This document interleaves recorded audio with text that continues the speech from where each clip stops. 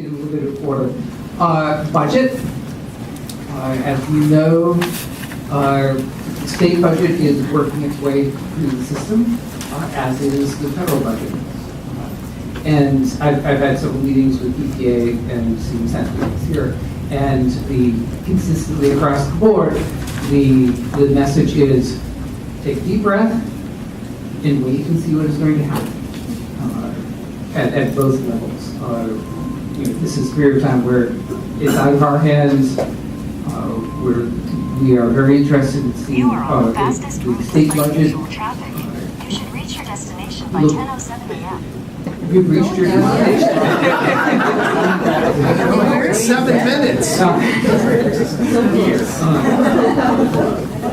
The state budget is looking, relatively good relative to past years, but there are concerns about ongoing revenue projections, and people are watching that closely, and that will have an effect on what happens in the budget process. Yes. How much of the marijuana tax is going to be paid? The extra 14. Yeah, if it goes anywhere, it'll go to DPA.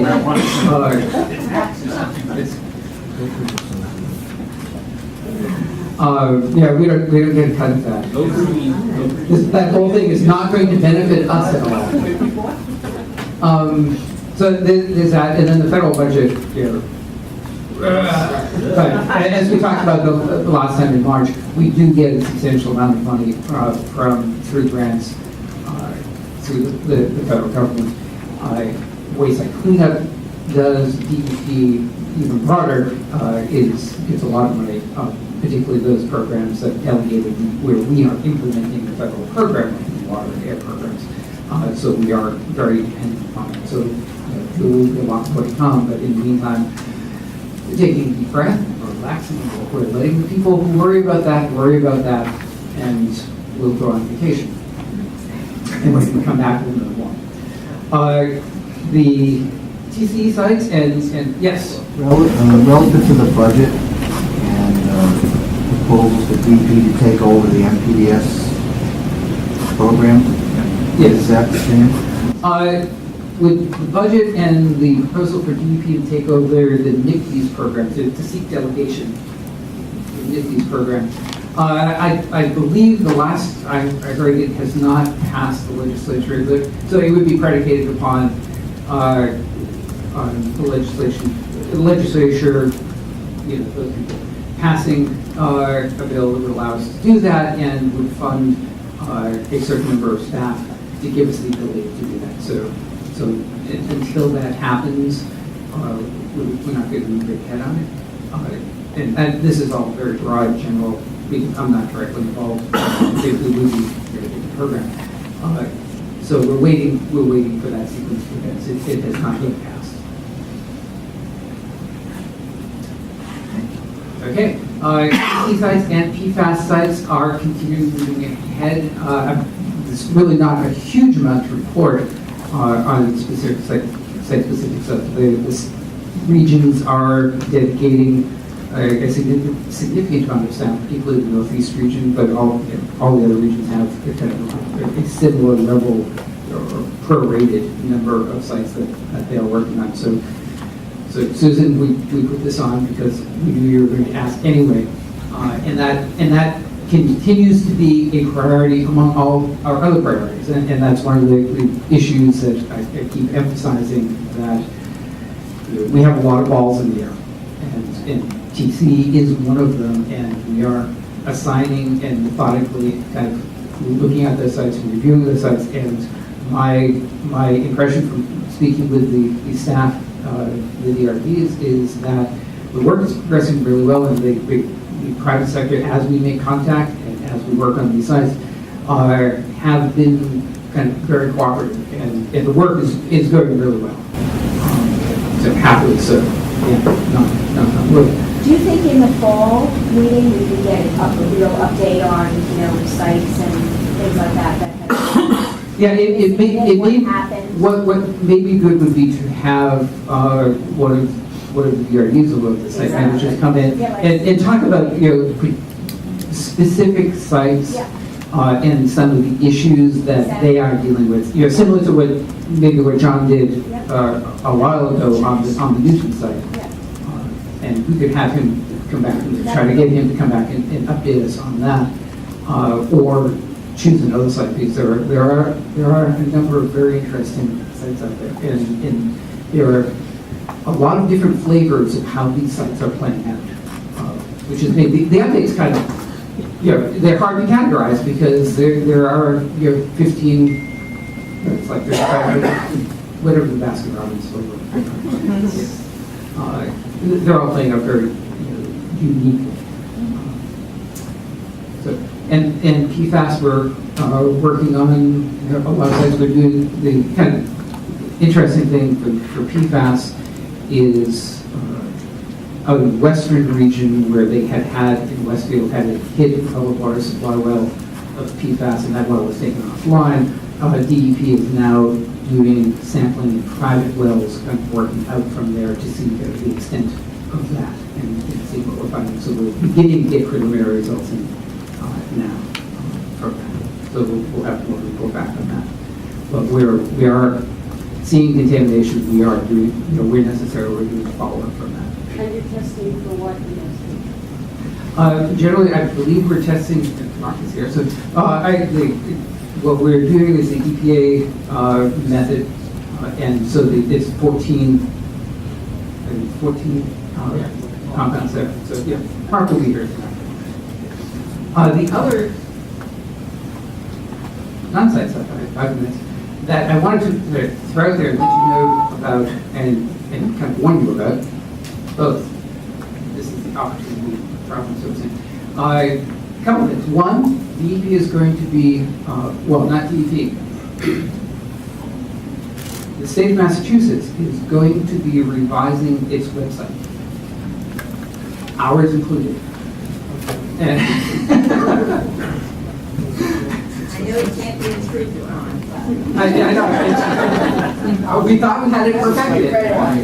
And I always hesitate to do this. We've done this several times, and every time, we think, oh God, we're going to ruin it, and then we get used to what we have, and we like it, and then we get afraid when we're going to change it again. And this is an ever-evolving process, and it's two things. One, using the system we have now actually collects a lot more data, analytical stuff that they can then evaluate and figure out what people are doing, what they're looking for, how much time they spend on things, blah, blah, blah. And then can make informed decisions about kind of how to improve the website. So hopefully that's playing into it. And then there's a certain technology aspect. As technology improves, particularly to what's available to the state, we can do more and better things. So the way that I am seeing this, and it's still probably not going to be implemented until later this year, and we may be coming to you for opinions and for more direct help and kind of what you want to see and how to present things. But the goal is to make sure that people can get, our consumers, our users, our customers, if you will, that's the way they view all of you, can get to the information that you need in as few clicks as possible. So they are looking at what are the most common, most popular things, and how do you elevate that to make them quickly available and provide the services that you want, that you need, that you require for your work or as citizens of Massachusetts in the quickest possible way. So for waste site cleanup, I think that there will be certain things that are going to be very emphasized. One will be emergency response. You need to call us and tell us about something. That has to be there. Another thing is going to be the site file viewer and site information. That has to be there, and you have to get that really quickly. Another thing will be like things like forms and the submittals that you need. So the emphasis statewide is to provide those services. So that's one thing. The other cool thing with the technology. So something that's really important is easy access to e-filing, particularly PRPs who don't use it on a regular basis. Yeah. So you can't beat that. Right, keep that in mind for a second, because that's actually a separate thing I need to talk about. But the other thing, part of the website, is what they are providing us, and this is going to be new, is going to be a better way of managing documents. And in the back end, kind of behind the scenes, there will be two different systems, which you should not, if I wasn't telling you now, you probably wouldn't notice.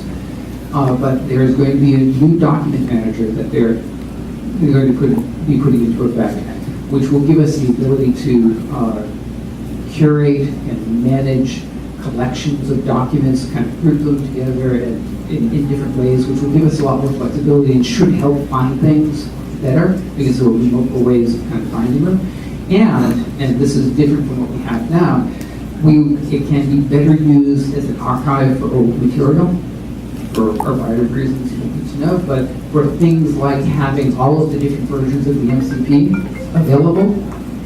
They're not up now because we have very concerns about somebody Googling it and kind of dropping into the 1997 version, thinking that's the current version, and using it.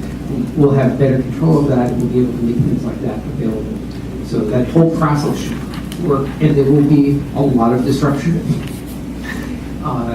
Probably between September and December is the current schedule for creating disruption. But in the end, after December, I think the end result should be quicker, more efficient, and it will be easier to find things, I'm told. That is their goal. And they have real IT professionals doing this. So, since you just mentioned it, I've been thinking about this. It would be great if, as part of that document management, that there were archived public comment drafts of guidance as well as previous versions of the MCP, because when sites are audited that had been done, sometimes a decade ago, when maybe all that was available was a public comment draft or some kind of interim document, by which the LSP had to, go by. Not for official use. Yeah, Well, right, but this document manager, As a reference. I am told, and all of this can change as we move along, but it should give us the ability, and the word that they use is curate, yeah. to manage and curate those so that we can control kind of how they're viewed to the access and how it's viewed, and kind of control that. What we fear most is people dropping in and thinking it's the most document. That can be controlled, which is we can package them in ways that will allow access, but informed access within context. So we're hoping that we'll be able to do that. Two things. One, I agree with the list of priorities that you rattled off, and the one I would add to it is availability of policy documents as well. And the second thing, more importantly, is I am no techno wizard at all. At my place, the biggest problem we have with the IT wizards who theoretically work for us is at times they seem not to have a clue how our business works. And therefore, while they may be really good with the computer, what they're doing doesn't do us any good. And so my suggestion is that the most important point to make to the IT folks with whom you're working is that they learn how your business and our collective business works. You got that, right? And that's, we believe that, and that's very important. My two comments on that. One is this is mass IT. So we are not under the impression that they, in fact, work for us. Not even close. They are separate, statewide, Commonwealth-wide, and DP is one fish in this pond. And so to your second point, do they understand our business? We're working on that. Because it's statewide, and this is one of the things that we're struggling with. And they are very thoughtful, and they are being very flexible and very understanding in this process. But they're beginning their first cut at what do citizens of the Commonwealth want out of the Commonwealth's website. You can imagine that access to EDEP forms is pretty low on that list. And they have, so the things that immediately come to mind, even in the environmental agencies, are how do I get a hunting license or a fishing license? It's, and those are the services that a lot of people want. And we are sadly, we are kind of a tier down. And they understand that, and they appreciate it, and they understand that that doesn't make our work less important. But it's not the first thing that they think about. So, and they're being very good. They have templates which don't fit what we do, and they are being very good about adjusting and modifying and adding templates which are more appropriate for us. But that's something we're starting on. One more, and then I have a couple. As an LSP, the one thing that drives me absolutely bonkers is when I put together a large report that may be more than 40 megabytes, trying to upload that, you have to break it up. That is a real problem. It's a time problem. It's a logistical problem. Is that going to be addressed? Yes, but not in the way you probably are thinking. So if I can move on, and if you still have a question, we'll get to it. So the other piece that I wanted to talk about is that you may have noticed if you're working in the air, kind of with air permits or some of the water permits, that DEP has fairly quietly implemented a new online permit program. And this is the beginning of something we were talking about in the past. I warned you about it, would be coming in the future, what we call IPASS. I have no memory of what that acronym stands for now. But we're beginning to see the first round started out with a very soft, very quiet release in March, and it seems to be working very well. I believe at the end of this week we may be sliding out some more, again, water and air related permits, some of the small ones, just to test the water to make sure that it's all working. But these are the first steps to the bigger data system revamping that will replace EDP. So my point being, right now, you think of the problem you just described as we need more megabytes, we need to be able to upload bigger documents. That's not the solution. The solution that will come will be, we are going to have a different system that will be taking in information and presenting information in a completely different and hopefully, definitely better way. So we're on the trailing end of this, which has its good points and bad points. They're practicing on the air program and water programs, and by the time they get to us, they're going to have this down and know exactly what they're doing and be able to do it quickly. And that was partly because we were already ahead of people having online submittals and online retrieval of documents. So part of what they're doing is bringing the other programs up to kind of where we were and going beyond, and then we'll follow in and do the and beyond part. So that is coming, and that will be addressed. File size and things like that will be addressed as part of that process. And you are going to be seeing, or you are seeing now, the results of that process in the other programs. So that's really part of it. And there'll be, once we're sure that it's really working, there'll be a bigger discussion, announcement, and celebration of this. So don't really make a big deal of it right now. This is not an official announcement. The other thing that should be coming very, very shortly is you will have access in the public, and this is really exciting, we'll have access to what I've heard described as a data lake. New terminology. So the DEP programs are beginning to throw data into this lake, into the data lake. It's a public portal for, like I said, the water programs at the end of it. And so part of the goal of IPASS and this revamping of data systems was not only for the regulated entities to be able to submit documents and apply for permits online, but it was also to make information available to the public. What we do with our site file viewer and those documents is a first step childish version of that. the data lake and the way to manipulate the data and view data across towns or across programs, across permit categories, across facilities. You'll be able to pick and choose and combine different ways of viewing the data. It's really cool. And it's coming as soon as next week. You know how these things are, but it's going to be measured in terms of days, and perhaps weeks rather than even months. And the first programs that will have information in the data lake will be some of the water permits and the air permits, and I think some compliance and enforcement information as well.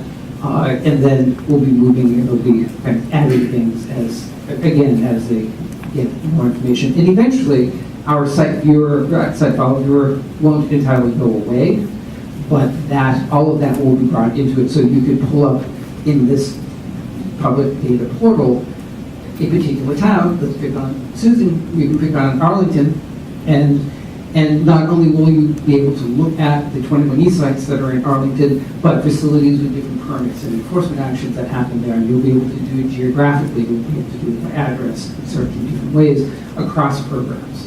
And that's going to be really cool. And again, that's going to be very, very soon. The initial parts will have a limited amount of data, but it's going to be built out very quickly. Who's deciding the fields by which people will be able to search? And is there the potential for input on that? The question is, who is deciding fields, and is there potential for input on that? Well, there's always potential for input. From what Meaningful.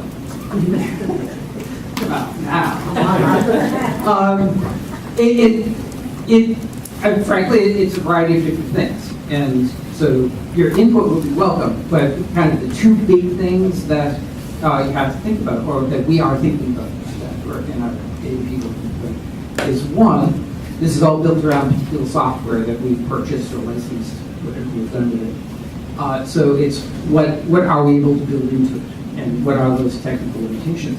And two is, what data do we have, and how can one include it? So there are those kind of limitations. You can't search on things where we don't collect the data, or at this stage of the game, where the data is difficult or impossible to transfer over into the new system. So we may have it in some of our ePrivate data systems, but the new system might be fraught. The problem, we're also looking at the data to make sure it is clean enough and correct enough to present or to use. So that's another thing. What is the quality of that data, and how confident are we in that? We want to have some confidence in the data that we put out there. So there are things like that, and then there are more qualitative questions, I guess, about what, if it meets all of those criteria, is it something that would be useful to have up there, because there's only limited screen space. So there's this balance of making it useful versus overwhelming. If it's something that 1% of the people coming there might be interested in, but it's going to make it more complicated, then again, going back to Mass IT's interest in making sure that the whole website is useful and really serve, there, it's really back to the 80-20 rule. They're pretty much using the same rule. They're aiming for the 80% and satisfying the 80% of people, giving them what they want. Because going for that last 20% and making the last 20% happy makes it a lot more complicated, a lot more expensive, a lot more cluttered, something like that. So your input would be welcome, and it would be meaningful, but it would be one of many factors of the summit. You're saying this data lake for some information is going to be live very shortly. Very shortly. Is that going to be through the current DEP website or through a different? There will be links from the current DEP website. Because we want to keep it there. The people who have been working on this are rightly very proud and excited about it. I have been working on this. Our information isn't there yet, and I'm still excited. It is really, really, really cool. And it's something that I think as citizens of the Commonwealth, it's a long time coming. You see this in other places that, and and nobody should have it, and we're going to have it. If this is the Commonwealth, are other organizations, other DPH, for example, going to be able to merge? So the question is, if this is the Commonwealth is, so I will draw a couple lines here, and I have been talking about a couple different things. The Mass IT, the entire Commonwealth, the websites are all going to be redone all together. We're all going to go, and that is Commonwealth-wide. The document manager is going to be Commonwealth-wide. But the work on iPass, which the data lake is within the Executive Office of Environmental Affairs. So there will be overlap of other agencies, and we're all kind of doing the same thing, and where it's perfect, it will be merged, but it's within the Executive Office. We're hoping that this will be kind of a model, and other people will see what we do, partly because that kind of justifies the money that we're spending on it. And we make things consistent, but that part is within the Executive Office of Energy and Environmental Affairs. One more, and then Liz is going to... Geolocation, GIS of environmental data, you know, so that you can go in and say, hey, where were all those? And oh, look at all this data around me. And geolocation of environmental data. Catch up with New York. Yes, and that's part. So to put it, which boxes is fitting in? iPass, the EEA redoing of DEPs and the other EA agencies. That's part of that. We'll see. We haven't jumped into that yet, but certainly geolocation of information, and more importantly, the being able to take in data electronically. So if you can do that sort of thing, is part of that.